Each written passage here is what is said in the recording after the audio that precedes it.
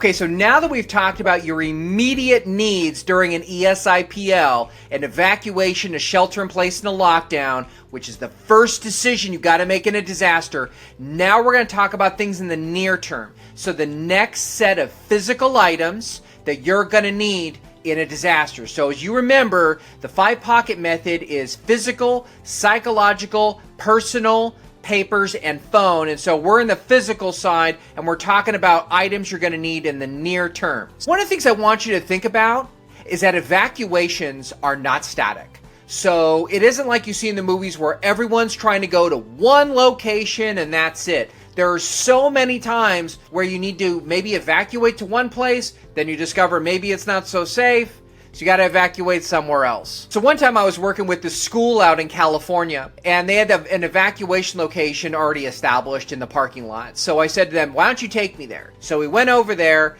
and as soon as we got the evacuation location, I noticed there were massive power lines above us. And I said, this is a terrible place for us to evacuate. Maybe it might be okay if we had to evacuate over here for something going on in the school, but otherwise this is a terrible place if we have an earthquake, because not only the power lines above us, but there were trees as well, and those trees can very easily hit power lines, which inevitably could create a massive, massive hazard. So I want us to think about what we call areas of refuge. And when I talk about the 5-pocket method, I want you to stop thinking about these things as static evacuation locations. So for example, let's pretend that you are facing a massive hurricane, and the evacuation location you selected is over 100 miles away. And so you don't want to necessarily do that entire drive without having to get other kinds of supplies. So even though you have your backpack, you're going to stop at different places along the way. So you may stay at a coffee shop, or you might stop at work, a grocery store, somewhere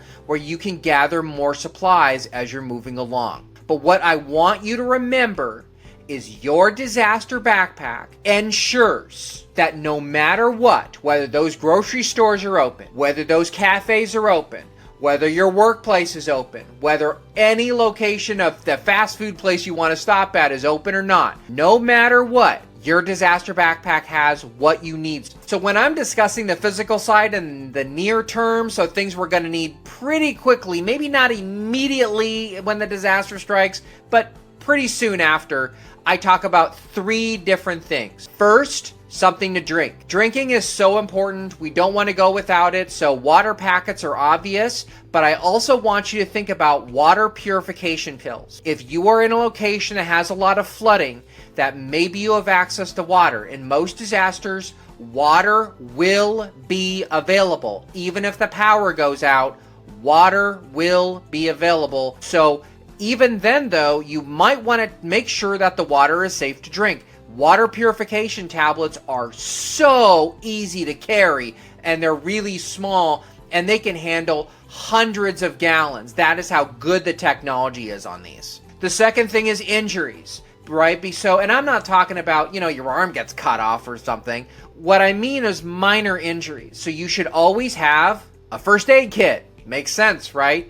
But many times I see is what I call the Goldilocks problem with first aid kits. I either see them too small, so they're, about the size of a wallet, or they're massive and they take care of like 30 people.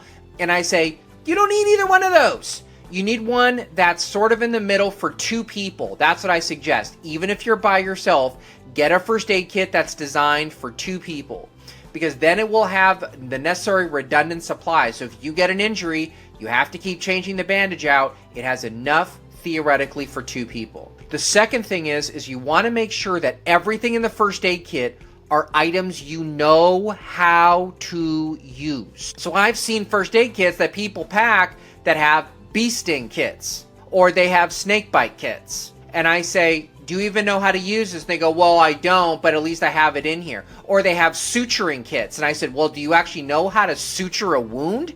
And they're like, well, I've never done it, but I've seen it on TV. Well, you can't just see it on TV. That's not the way it works.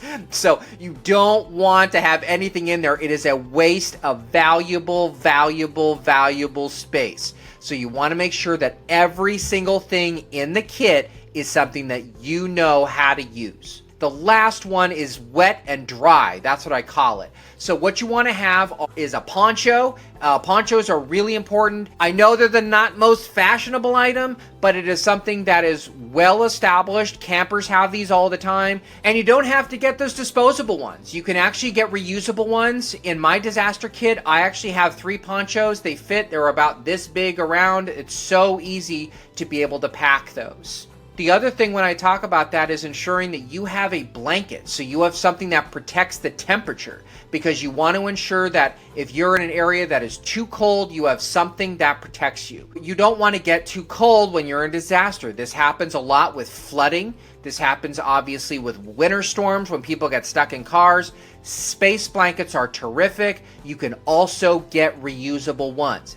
Get a reusable one if that's what you want. The disposable ones are also pretty cheap. I have used those also. I've used them in a couple of different hurricanes. I tested them out.